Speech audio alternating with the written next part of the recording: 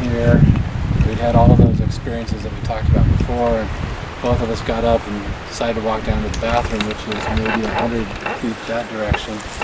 And the whole time we'd been here for the whole week, there was a gentleman with a trailer here, and he was here with his small little dog. And every time we drove by, we'd wave at him and say hi, and he'd say hi to us. And a couple of times he walked his dog down to the meadow, and as he passed, he'd say hi. And so we were kind of cordial, but we never really talked to him at all. But that next to last day, we decided to come down and go to the bathroom, and David was in the bathroom, and I didn't want to just stand there and wait. So I decided to walk out to the main road, just kind of explore down the road. Previously we'd gone up mostly, and so I went down about where this dispersed campground ends, and there was nobody in the campground except for him. So the only people in this area were us two and him. So I walked down to where the road enters that campground, and I came back. So probably took me a minute and a half to 2 minutes. And when I had passed this way, the gentleman was inside his trailer. When he came out, he was in front of his trailer, just looking around. And instead of saying hi to me like he had 4 or 5 times before, the first words out of his mouth were, "Is your friend wearing tan from head to toe?"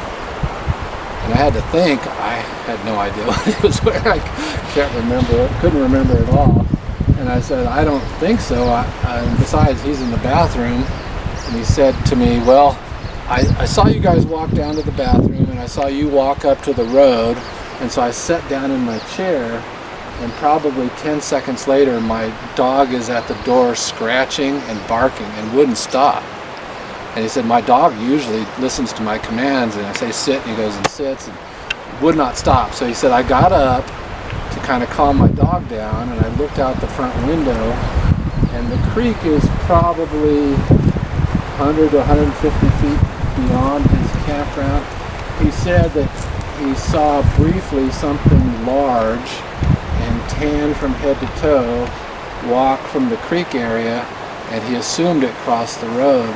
He said the whole time, it took a number of seconds, but he would only see it periodically as it walked behind a tree. So he might see it for a half second, then go behind another tree, and then he'd see it quickly, and then he might see it for a second.